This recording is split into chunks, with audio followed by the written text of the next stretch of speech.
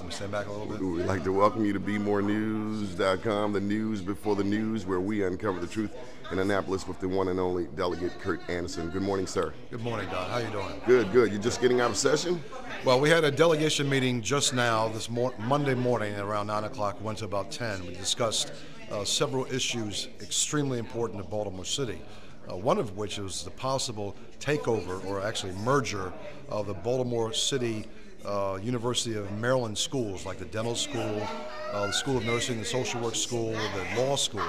College Park wants to take those over.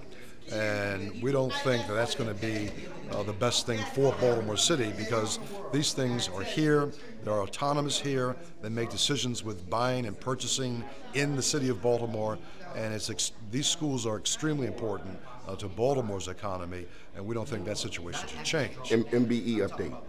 MBE update, we have one proposal so far for the slots parlor down in South Baltimore. It did not include any MBE specifications, but there is a minority. That's problematic, right? Well, it's problematic. It's not problematic yet. Once the contract is awarded, once the license is awarded, then the MBE goals kick into place. So they have to come up with MBE participation in the excavation, in the demolition, in the engineering and design. Every phase of the construction of that building should have MBE participation. Once the license is actually awarded, that's when we find out what their plan is for that.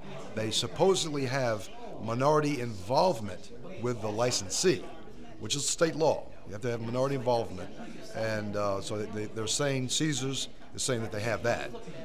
But the big chunk of the change is going to come through the MBE participation once the building is built and once business starts to operate and people work. Congressional redistricting. Should we have 3 black congressional or 3 minority congressional districts versus the 2 proposed by the governor? Well, the governor's proposing 2, with a 3rd going down into Charles County, from Prince George's County, Charles County, currently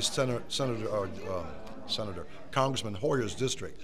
That district is likely to become a black district in the future. We already have 2 congressional black districts in Maryland.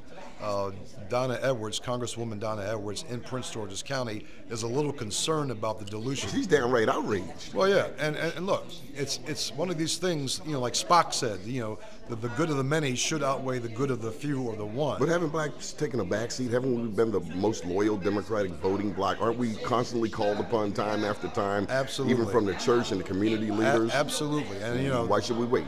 Well, we're actually on par with our percentage in Maryland. In other words, there's in Maryland, the state of Maryland, Maryland's about 26% black. So we've got 2 of the 8 congressional districts. That's 25%. What about the Maryland Democratic Party? We're over half of that population. We're half of the Democratic Party population. Shouldn't we get even more? Well, what we're doing is we are trying to get more in terms of currently we have 2 Republican districts and 6 Democratic congressional districts, and we're going to try to move that down to 7 and 1, with the additional congressional district coming more out of Montgomery County and going into Western Maryland.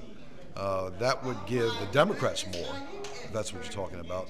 But like I said, the map also includes the strong possibility that the new district going from Prince George's down into Charles County will become a black district once Congressman Hoyer resigned. So This is the way politics works. This is the way, it's not a revolution, it is an evolution.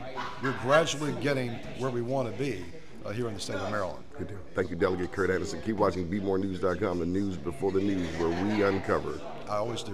The truth. Thank you.